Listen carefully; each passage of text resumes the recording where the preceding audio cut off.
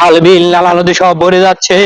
আমি পূজাদেরকে বলেছিলাম যে এই মাছগুলো তুলে অন্য পুকুরে ট্রান্সফার করতে, কিন্তু আমি পূজাদেরকে বেতন দেই না। 3 মাসের বেতন আমি আটকে রেখেছি, এইকে আমি বেতন দেই না। আর খুঁজতে খুঁজতে উজির সাহেবকে কোথায় খুঁজে পাচ্ছি না। উজির সাহেব, বলেন হুজুর, আমি এখানে আছি। আপনাকে এত তলব করা পরও আপনি এত দেরি করতে আসলেন কেন? আপনার পাশেই ছিলাম আমি। ও তাই তাই তাহলে আমি ভুলে গিয়েছিলাম উজির সাহেব। আপনি কি জানেন আপনার রানীমা কোথায়? রানীমার তো পাতলা পায়খানা হয়েছে। খামোশ! এমন কথা তুমি কেমন করে বললে? তোমাকে অন্ধকার কারাগারে নিক্ষেপ করা উচিত। তাও করেন না, রানীমার তো যা সত্যি আমি তাই বলছি, পাতলা পায়খানা হয়েছে। কিভাবে হলো রানীমার পাতলা পায়খানা? এটা আপনি বিস্তারিত আমাকে খুলে বলুন। কুরবানির মাংস খাওয়া পাতলা পায়খানা হয়েছে। খামোশ! এমন কথা তুমি কিভাবে বললে? তোমার জিভ কি একবার লড়লো না? এটা আমি জানি।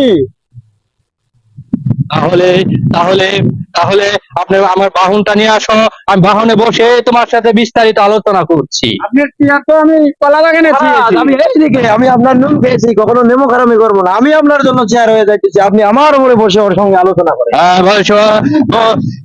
উজির সাহেব, বলেন। আপনার রানীমাকে আমার সামনে হাজির করুন। সে তো অনেক ছেলে টয়লেটে লৌড় পাচ্ছে। উজির সাহেব, কিভাবে হলো, কি কারণে হলো, তা আপনি বিস্তারিত বলুন। আপনার কোরবানি করছেন, কোরবানির টাকা হালাল না, এবার সুদের টাকা দিয়ে কোরবানি করছেন, এই মাংস খায়া পাতলা পায়খানা হয়েছে। সব কথা তুমি কেমন করে বললে? তা তোমাকে আমি অন্ধকার কারাগার নিক্ষেপ করব। উজির সাহেব, যা হয়েছে আমার পূজার জানতে না পারে তাহা আমাকে বিস্তারিত খুলে বলুন। আপনি অর্ডার দিলে আমি বলবো। বিস্তারিত আপনি খুলে বলুন, সমস্যা নেই। রানীমার অসুখ সারাতে বলে, হ্যাঁ, তা না যে রানীমা অন্য কারোর সাথে বিয়ে দিতে হবে, কিংবা আমার সাথেও দিতে পারেন। খামোশ! তুমি এই ধরনের কথা কিভাবে বললে? তোমাকে আমি অন্ধকার কারাগার নিক্ষেপ করব। এটা যদি আপনি অর্ডার করেন, আমি আবার সত্য কথা একটা বলবো, এই বিয়ে না দিলে অসুখ সারবেন না। খামোশ!